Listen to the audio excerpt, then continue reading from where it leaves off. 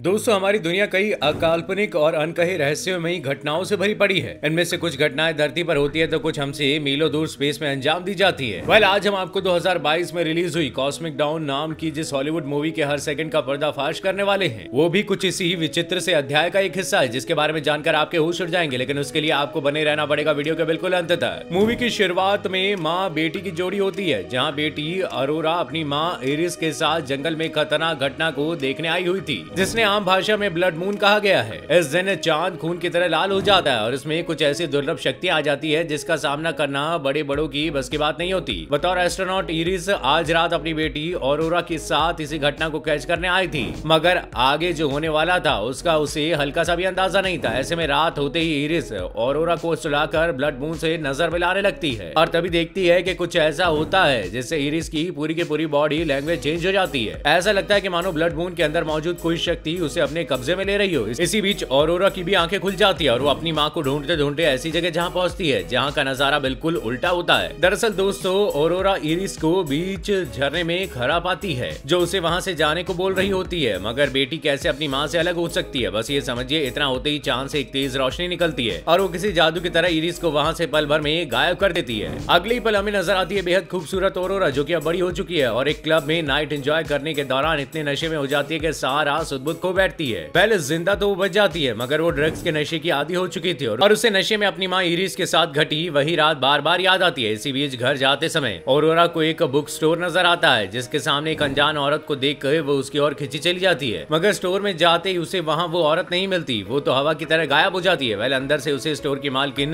जी मिलती है और ऑरोरा उससे उस अनजान औरत के बारे में पूछती है, लेकिन जी के उसके बारे में जानने से इनकार कर देती है। इसके बाद ऑरोरा दुकान में कुछ किताबें देखने लगती है। जी भी उसकी मदद करती है और उसे कॉस्मिक डाउन नामक किताब थमा देती है, जिसे किसी एलिस नाम की महिला ने लिखा था। लेकिन दोस्तों, हैरतअंगेज बात तो ये थी कि एलिस वही औरत होती है जो अभी कुछ ही देर पहले ऑरोरा को स्टोर के सामने नजर आई थी। ऑरोरा यह वाकया जी को बताती है, जिस पर जी उसे बताती है कि कई बार किताब अपना मालिक खुद चुनती है ताकि वो उसके राज जान सके।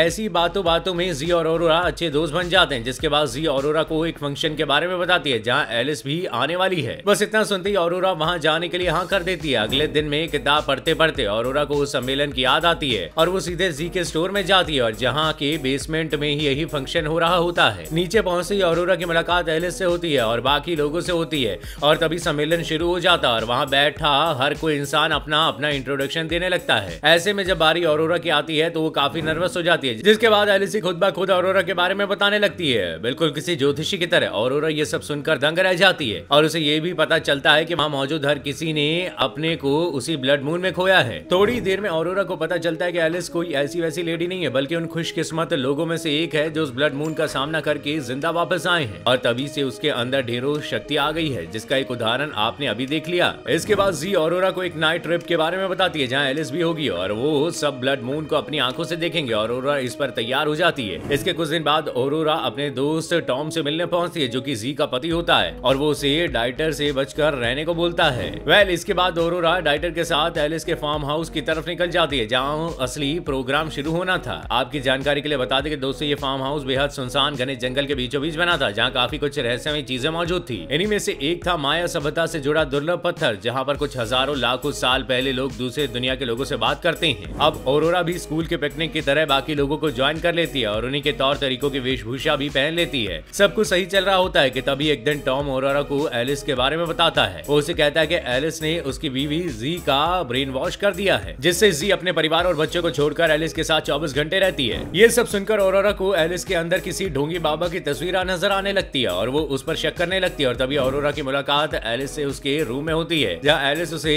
अमेज़न के जंगलों में मिलने वाले एक बेहद दुर्लभ पौधा देती है और बताती है कि ये पौधा उसे परमात्मा से बात करने में मदद करेगा। ऑरोरा एलिस के कहे मुताबिक उस पौधे का ख्याल रखने लगती है और कुछ ही दिन में उसमें फूल भी आ जाता है। हालांकि इसके बाद कहानी फ्यूचर की तरफ पहुंच जाती है, जहाँ ऑरोरा टॉम के घर पर होती है, जहाँ वो उसे फ्रैंक से मिलवाता है, जो कि जी के पिता होते हैं और जी के बारे में बात करते ही रोने लगते हैं, जिससे ये समझ आ जाता है कि हो ना हो पक्का जी के साथ कुछ तो गलत हुआ है। वही मूवी फ्यूचर से सीधे प्रेजेंट में आती है, जहाँ जी बड़ी जोर जोर से चिल्ला रही होती है मानो उसे किसी दुष्ट आत्मा ने पकड़ लिया हो, लेकिन एलिस के हाथों से उस पौधे का फूल खाते ही वो तुरंत ठीक हो जाती है। ये सब नजारा देख रही ऑरोरा को भी एलिस वही फूल खाने को कहती है, जिसे मुंह में लेते ही ऑरोरा अपने होश खो बैठती है और अपनी माँ से रिलेटेड सपने देखने लगती है, जहाँ वो अपनी माँ वहाँ से मिलने ही वाली होती है कि सपना टूट जाता है। अगली सुबह टॉम सबसे नजर चुरा के जंगलों में किसी से चुपके से बात कर रहा होता है, लेकिन तभी उसे जी देख लेती है और जाकर उसकी शिकायत एलिस से कर देती है। थोड़ी देर बाद हम जी के पिता फ्रैंक को देखते हैं जो उसे वहाँ से चलने को बोलते हैं, मगर जी कहाँ मानने वाली थी और वो उन्हें मना कर देती है। ऐसे में गुस्से में आके